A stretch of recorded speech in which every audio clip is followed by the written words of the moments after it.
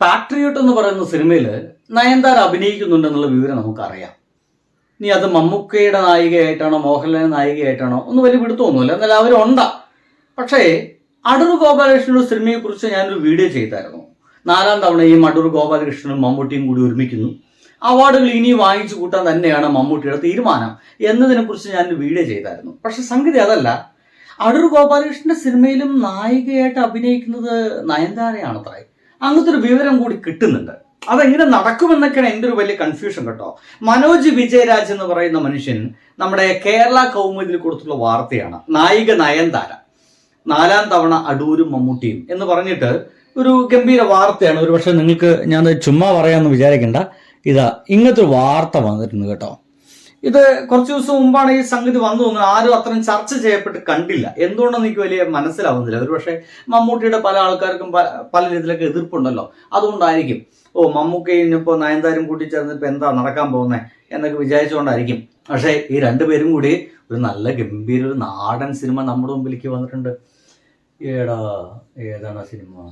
എൻ്റെ ഒരു പ്രശ്നം എന്താണ്, ഞാൻ ഇടയ്ക്ക് സിനിമയുടെ പേരൊക്കെ മറന്നു. തങ്കമനസ് മുറ്റത്ത് തുളസി പോലെ അങ്ങനെ സിനിമ ഉണ്ടല്ലോ. എന്തായാലും അങ്ങനത്തെ ഒരു സിനിമ ഉണ്ട്. ആ ഒരു സിനിമയിൽ ഒരു നാടൻ കഥാപാത്രമായിട്ട് ഒരു വീട്ടിലത്തെ വേലക്കാരനായിട്ടൊക്കെ മമ്മൂക്ക അഭിനയിച്ചിരുന്നു. അതിൽ നയൻതാരുണ്ട്. രണ്ട് പേരും തമ്മിൽ നല്ല കോമ്പിനേഷൻ ആയിരുന്നു കേട്ടോ.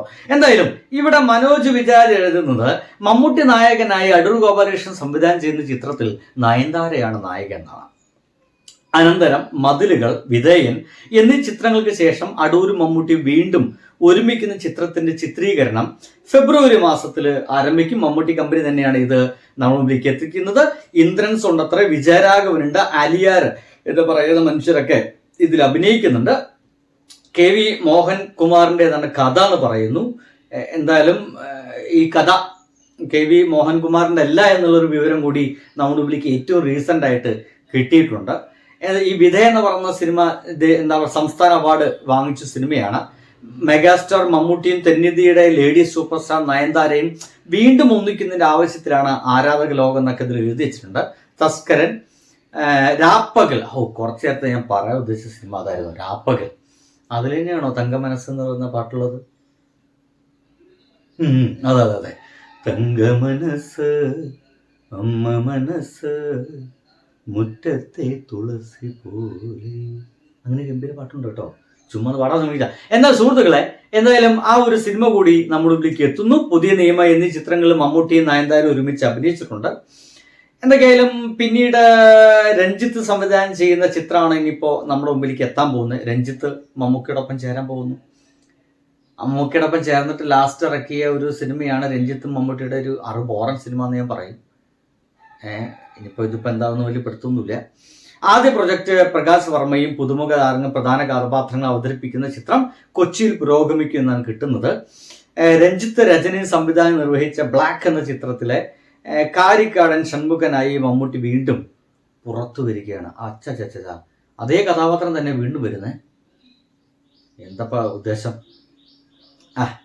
എന്തൊക്കെ ഇക്കുറി അതിഥി വേഷത്തിലാണ് മമ്മൂട്ടിയുടെ കാരിക്കാരി ഷൺമുഖ.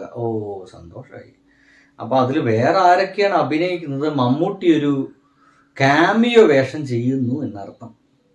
നല്ല കാര്യം. മമ്മൂട്ടി അതിഥി വേഷത്തിൽ പുറത്തു വന്ന പത്ത ആണ് പുതുവർഷത്തിലെ ആദ്യ റിലീസ്.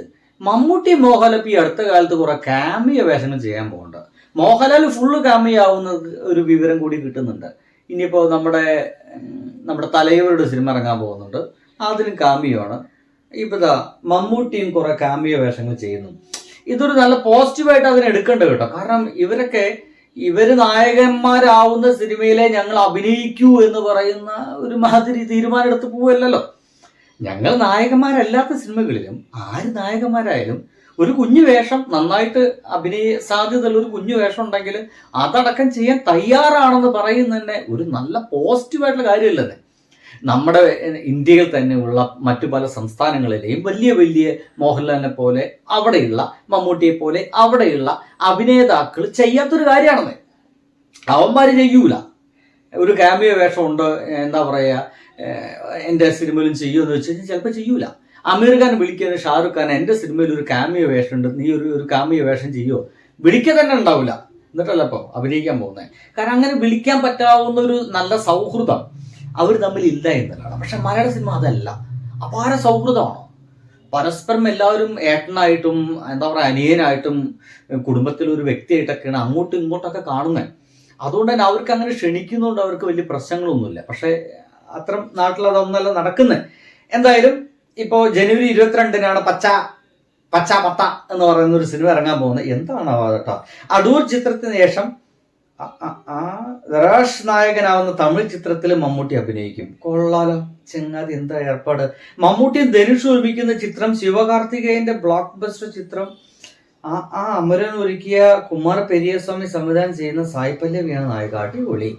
എന്തായാലും സുഹൃത്തുക്കളെ, നമ്മുടെ മുമ്പിൽ ഒരു വണ്ടർ അപ്പൊ നോക്കുമ്പോൾ ഏകദേശം 5 സിനിമകളായി. 2026 തന്നെ മമ്മൂട്ടിക്ക് അഭിനയിച്ച് തീർക്കാനുള്ള ഒരു 5ഓളം സിനിമയായി. അതിപ്പോ 2 മാസം വെച്ചിട്ടൊക്കെ ഈ ചെങ്ങാതി അഭിനയിക്കുകയാണെങ്കിൽ തന്നെ ഇപ്പൊ തീർന്നു അല്ലയോ, ഒരു വർഷം തീർന്നു. അപ്പൊ 5ഓളം സിനിമ ഈ 2026 തന്നെ നമ്മുടെ മുമ്പിലേക്ക് എത്താൻ പോകുന്നതാണ്. ഇനി അഭിനയിക്കാൻ പോകുന്ന, അതും പോരാഞ്ഞിപ്പോ കാമിയോ വേഷങ്ങളിൽ എത്തുന്ന സിനിമകളും കഴിഞ്ഞ വർഷം 25-ൽ ചിത്രീകരിച്ച സിനിമകളൊക്കെ നമ്മുടെ മുമ്പിലേക്ക് എത്താൻ പോകുന്നുണ്ട്. എന്തായാലും ഈ ഒരു വർഷം മമ്മൂട്ടിയുടെ തന്നെ ആകാനുള്ളൊക്കെ സാധ്യതയാണ് എനിക്ക് തോന്നിപ്പോകുന്നത് കേട്ടോ. എന്താ സുഹൃത്തുക്കളെ, നിങ്ങളുടെ അഭിപ്രായങ്ങളൊക്കെ ഒന്ന് സത്യസന്ധമായിട്ട് എഴുതാൻ ശ്രമിക്കുക. അടുത്ത ദിവസം കാണുമ്പോഴേക്കും ബൈ.